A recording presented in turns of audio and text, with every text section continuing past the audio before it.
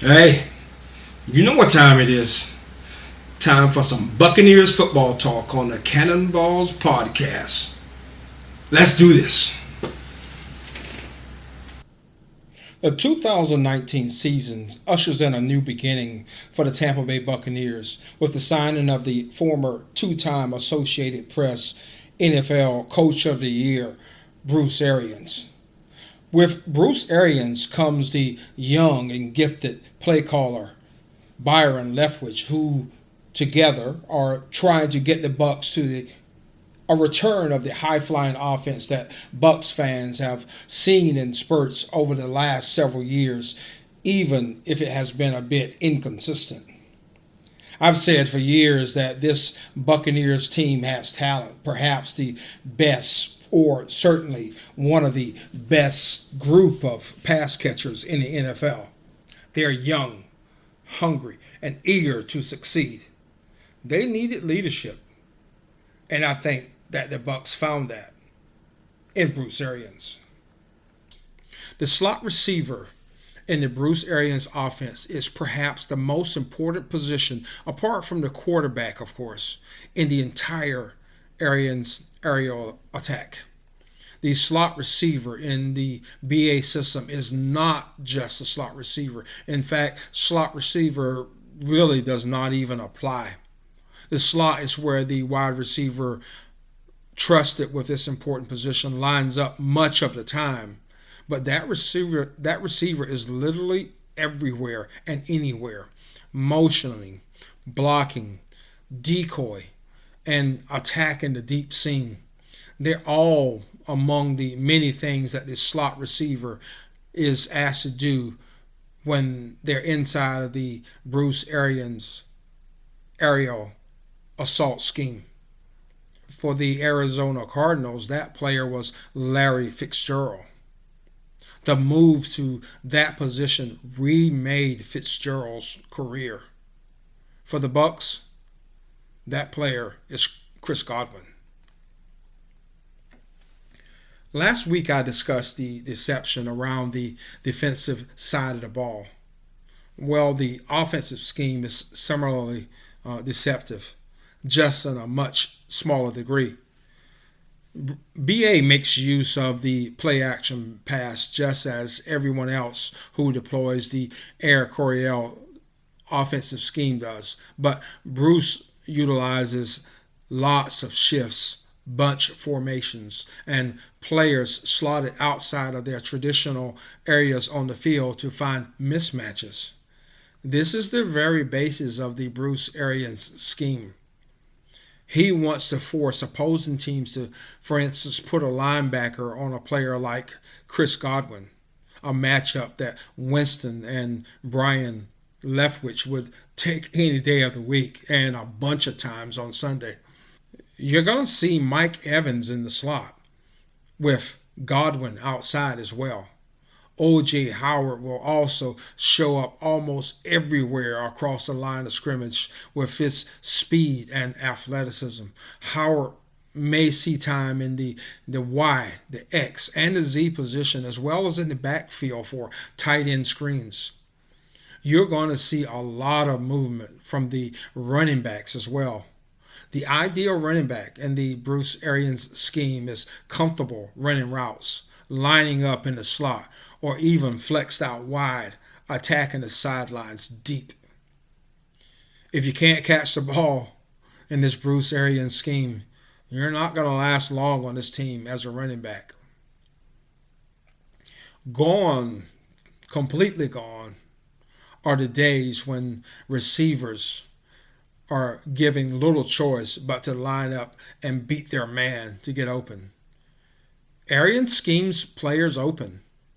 That fact, I'm sure, is music to the ears of receivers and a full-blown concert in Winston's ears, who has been throwing into tight windows for nearly every throw for his entire career. Think back to how many throws you've seen Winston throw to a wide-open receiver. I can think of only a handful, and perhaps the hand is not even full. Those days are over.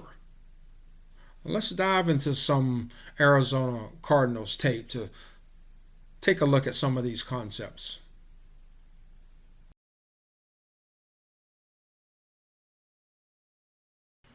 Without having a good look at all the player numbers while in their position, which is mostly impossible from this film, it is difficult to have all of these formations correct. So I apologize in advance if I can't distinguish between the receiver and tight end in any of these formations. This play illustrates a couple of different points. The first of all, one of the things that I covered earlier is that the slot, whoever earns the slot role, which is slated to be Chris Godwin, is going to get a lot of action. It's going to get a lot of balls thrown at him. When Bruce Arians says that Chris Godwin will catch 100 balls, this is why. Because they throw at this position a lot. It's a decoy. In this case, it's motion. It's a place to send the defensive players' eyes. They have to react to this movement.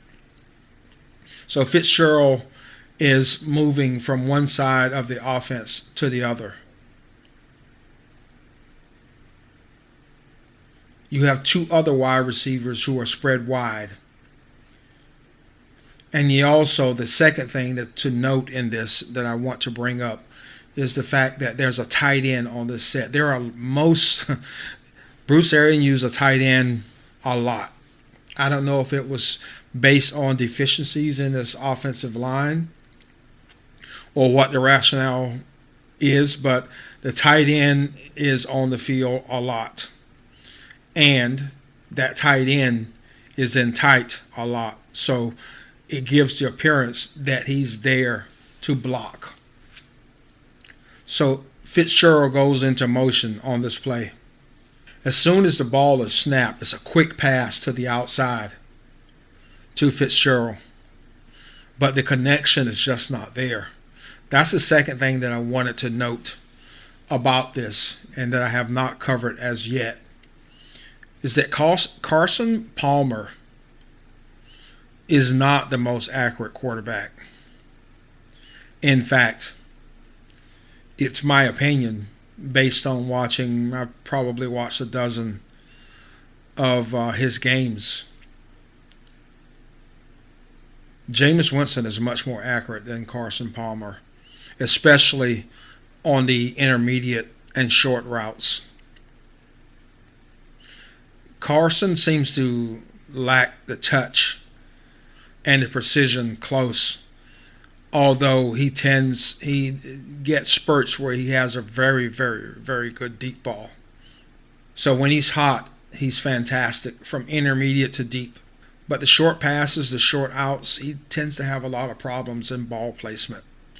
And him and Fitzgerald did not have nearly the connection that Winston has with any of his favorite receivers, such as what he had with Adam Humphries, what he has with Mike Evans and Cameron Brate. This four receiver sets, trips left, looks like the Y tight end flex left, and the X and Z wide with Fitz in the slot outside of the tight end.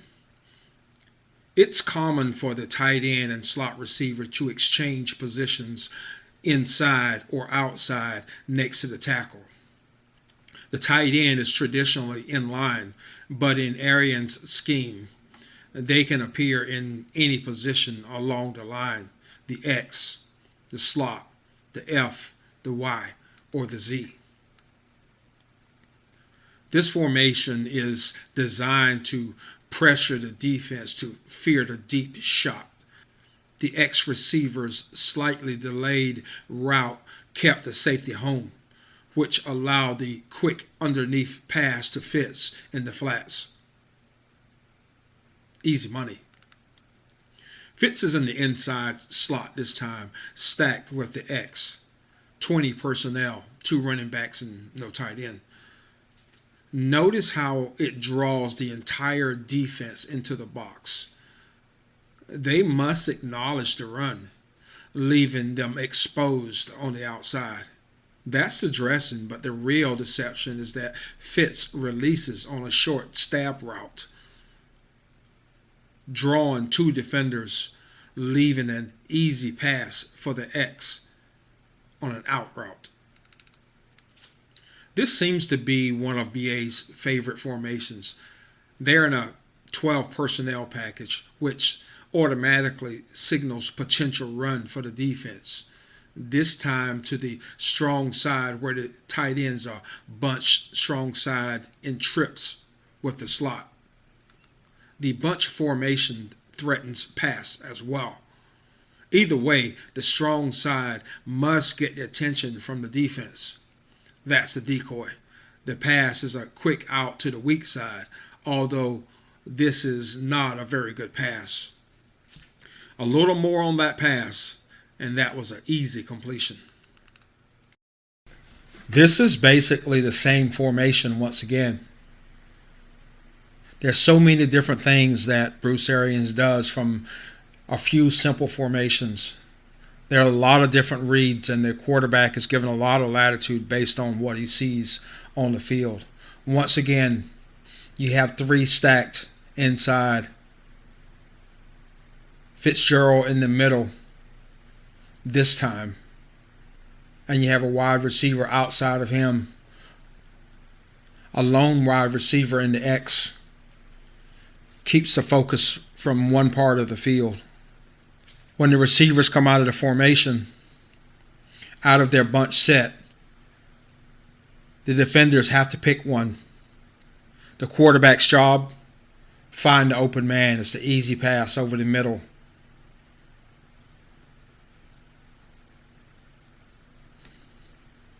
This is an aggressive passing formation. 0-1 personnel, 4 wide receivers with 1 tight end, stacked receivers on the weak side. It forces the defense to empty the box. It spreads them out and makes them respect the potential for a shot at the end zone. Instead, from the slot, they take the fast, easy read and pass to Fitz underneath for the toss and catch. The extra effort got him the first down. This is a 2nd and 6 situation. Fitz flexed out to the X, 11 personnel. It's a 3 wide receiver set. Tight end in line makes the linebacker respect the run. Instead, Palmer takes Fitz on the short in route. This is another example of how play design can force teams to defend the entire field and how it allows the quarterback to have multiple targets on any given play. This is a beautiful play design. They're in 11 personnel, trips right, loaded. The beauty of this play is the wide receiver's release at the snap. Each receiver has a slightly different release, a delay, a stutter step, and a go route up the seam from the slot. Attacking the seam is the very basis of the Arians attack, which is nice because Winston's throws to the hole and intermediate seam are some of his best throws. The drag route from the outside keeps the linebackers at bay, preventing them from breaking on the ball for what would be an easy pick six if timed correctly on this route. Still, this time, once again, there was a lack of connection between Fitz and Palmer, which is a bit difficult to understand. Once again, trips stacked, 11 personnel weak side. At the release, all 3 receivers run similar routes, an out route at the lower level, a comeback in the middle, and a corner in the third level. On the other side of the field, the running back runs an immediate curl inside, crossing the tight end's face who was in line. The tight end ran an out route. There are targets on around 4 levels and in every area of the field, 3 of which had at least a couple of steps on their defender. This is how BA schemes playmakers open. When I first looked at this, I was a little bit thrown off by the fact that we're in 21 personnel here. You have 2 tight ends, but they're both lined up on the same side. You're going strong side, heavy. You have Larry Fitzgerald, but this time he comes in motion. This would look very much like a run to the strong side for the defense. And where they're leaning heavy to that side with all of these defenders and the safety coming up into the box to that side gave the impression that that's where they believe that the run was going. That wasn't it at all. Instead, you had the running back leaking out to the weak side.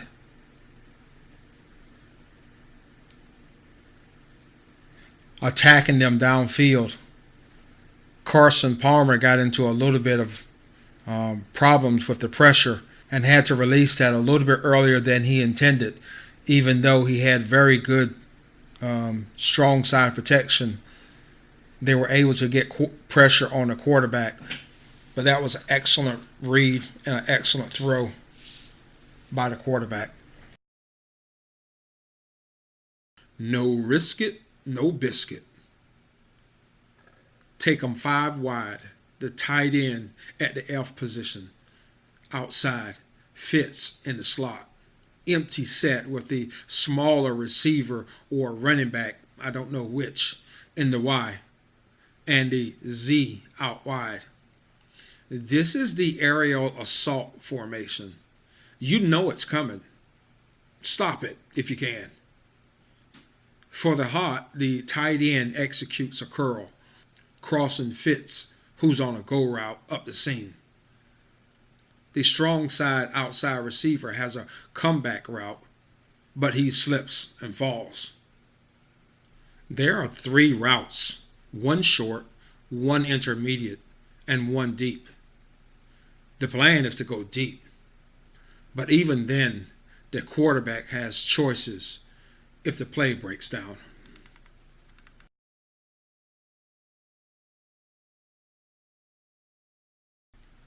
This 11 personnel set is also designed to take the top off a wolf in sheep's clothing, the very core philosophy of the Arians offense.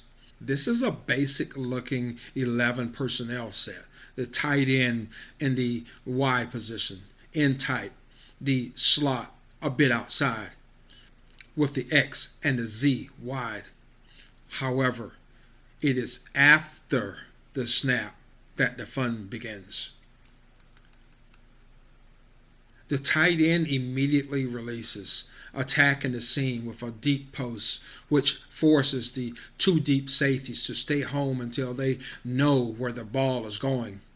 The running back immediately releases to the middle of the field, the quick out or hot reads if there's trouble in the pocket. The X is on a go route. That would be Mike or Scotty Miller on that play, I assume, taking the top off on a relatively safe deep shot where they would be one-on-one in coverage. This is the money shot. Great play design that still incorporates targets at least 3 levels. If you can't catch the ball, you're not going to last long as a running back in the Bruce Arians offense. I took this shot because it was the only one that I could see that the running back is still in motion to the outside from the backfield. BA uses his players all over the field, once again creating mismatches. This 2nd and 19 play is an easy pass in an unlikely screen.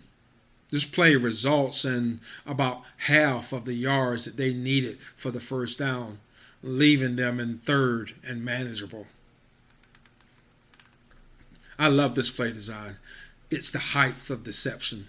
The cards are in a heavy set, 12 personnel.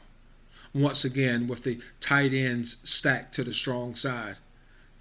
The next little nugget is dropped when Fitz, who is wide at the Z, motions inside, which would complete the certainty in the defender's mind that this is a run play. But that would be wrong. The running back immediately breaks outside for the nice slant as he is wide open in NFL terms. But here's the reason that he was so open on that play and what made this play so nice. Look at this hit at the line of scrimmage on the defender trying to break out to cover the running back. That's a thing of beauty.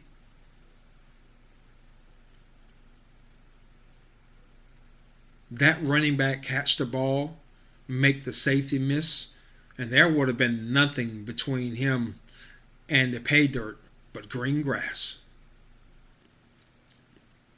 The pass formation is not always a pass, and the run formation is not always a run. This 10 personnel, one running back, no tight end set shows pass, especially as the X receiver takes off into the backfield, which demands attention from the linebackers, pulling them out of the center of the box. And that just turns out to be the exact area of the field that this play was designed to attack. The quarterback motions the jet sweep, but hands the ball off to the running back, who hits a huge hole that the defense voluntarily opened down the middle of the field, all because they correctly read their keys.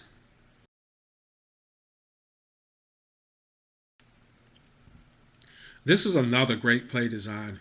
Bruce loves his 4 wide receiver sets. Once again, 10 personnel, or at least by position it appears to be 10 personnel.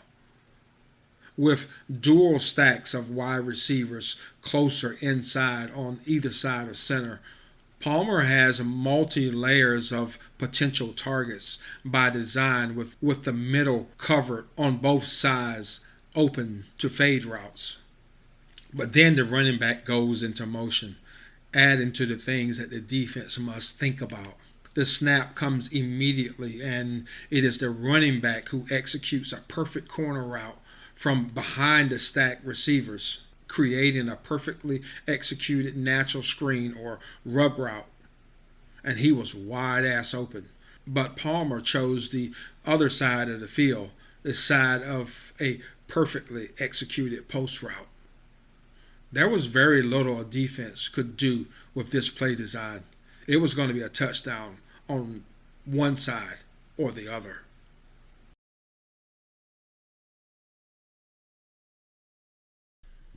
The Buccaneers are arguably the fastest and most versatile group of pass catchers in the NFL. When you look at the speed on this team, led by Mike Evans, or Zilla, at a 5.43 40 time, and he's seconded by Chris Godwin at 4.42 40. You really start to get into the speed when you consider Rashard Perriman 4.24, Scotty Miller at 4.30, and O.J. Howard, a tight end, at 4.5140. This was just a mind-numbing time for a man of his size. And then Ronald Jones completes the group, competing out of the backfield, contributing a 4.4840. That's a formidable speed threat at all levels, coming in at a blazing fast 4.41 composite time as a unit. In fact, in terms of speed, only one team that I can think of even comes close, and that's the Kansas City Chiefs, with players like Tyreek Hill, Mecole Hardman, Travis Kelce, Sammy Watkins, Chris Conley, and Kareem Hunt out of the backfield for composite 40 time. That's just 3/100ths of a second slower at 4.44. One of the greatest challenges that Winston has faced since being drafted is the fact that he had very little help in terms of yards after the catch, or YAC. In fact, since 2016, Winston has thrown the ball further to complete his passes than any other NFL quarterback, minimum of 500 attempts. This according to Next Gen Stats. To take that one step further, since 2016, Winston has led the NFL in air yards, a minimum of 300 attempts. This according to Steve Palazzolo, who tweeted Winston's completion percentage as air yards. As you can see here, Winston's lowest completion of air yards is higher than any other quarterback for the entire period.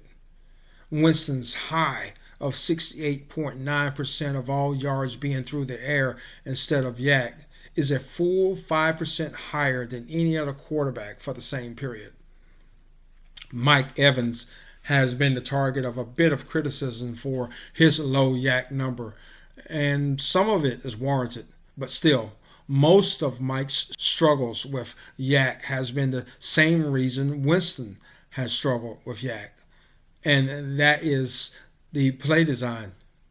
Carter's system, as I pointed out earlier, was not designed to scheme players open. The receiver's separation from the defender as the ball arrived largely determines how much of an opportunity the receiver has to gain yards after the catch. It is exceedingly rare for Mike to have single coverage, let alone to be open due to play design. Bruce Arians' offense has scheming players open as its core principle. I expect Mike's YAC to increase in 2019. Add the big play ability of Rashard Perriman and Scotty Miller, coupled with the dramatically increased use of running backs as receivers, and you will likely see a significant uptick in Winston's total YAC percentage and the team's total offensive numbers. Add more shorter, high percentage throws underneath and in the backfield, putting the ball in playmakers' hands early. That should dramatically improve Winston's completion percentages as well. There's a bit of pressure on the offense this season, however, even more so than the defense, because the previous defense was so horribly bad that it would be next to impossible to replicate that level of ineptitude without considerable effort to suck. For the offense, however, following up on the NFL's number one passing offense and the 12th total offense will take some skill to maintain. I personally don't see a regression on the table. In fact, with a little luck, staying away from injuries at key position, this offense could be amazing. At the center of success of this team will be the success under center. And I think it will happen because Bruce Arians' scheme will ask Winston to take what the defense gives him, but does not forget to give Winston options to when plays break down, such as planned hot reads and late outlet receivers to get Winston out of trouble when the pocket breaks down. Those outlets were missing more than they were there under Carter, and Winston did what Winston has always done, try to make plays out of nothing. Unfortunately, it is impossible to make chicken salad out of chicken shit. Winston sometimes tried anyways. BA will give him options and teach him to throw the meal out and wait to go shopping on the next play. If you watch my video on the defense, you may recall that I perfectly called the early struggles that Winston would have against the Todd Bowles SEAL Team 34 defense. This is partially because of the wide range of ways that Bowles can attack you in that defense. But secondly, what was not covered is the huge amount of responsibility that Arians' offensive system puts on the quarterback. There are a number of reads built into most plays to give the quarterback maximum flexibility to go to the open receiver based on what he sees in the defense. Winston is becoming accustomed to the looks he gets from the Todd Bowles defense, but he still has not seen other schemes while under center in this offense. Winston will get tricked again. He will have a game or two early on when he will have interceptions, likely more than one, because this offense takes time to master. When Carson Palmer started out in this offense, in his first 8 games under center, he threw 10 touchdowns and 14 interceptions. In his second 8 games, Palmer threw 14 touchdowns and 8 interceptions. In 2014, the follow-up, he was injured, but he had 11 touchdowns and 3 interceptions in his 6 games that he played. On pace, that would have been on pace for 29 touchdowns and 8 interceptions. The following year, 2015, the third year in the system, or really not even the third year based on the number of games played, Palmer threw for 35 touchdowns and 11 interceptions in 16 games. I think that Winston is a better arm talent than Palmer and thus may have a higher ceiling. But I would not be surprised at all if there is a handful of early struggles as Winston and Leftwich get used to each other. Finally, I see another explosive offense, this time aided by a defense that should both contribute with points of their own and provide the offense opportunities to score from short fields, something that has been missing for years. Jameis Winston is no stranger to scoring bunches of points, although that was in college where the level of competition is sometimes not even close to being equal. Winston scored 50 or more points 8 times in college. One of them a soul-crushing 80 points against the University of Idaho. But neither Bruce Arians, in all of his winning ways, nor the Bucs in their franchise history have ever scored over 48 points. Ironically, both sit at 48 points as their historical highs in points scored. Based on my view of the 2019 team, its roster, and coaching talent, I firmly believe that there is a very good possibility that their 48-point high could be shattered for both sides in 2019. This could be a fun ride, Buccaneers fan, and I can't wait for it to start. Go Bucs.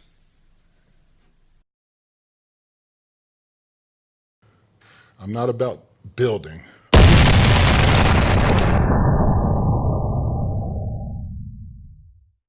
I'm about reloading.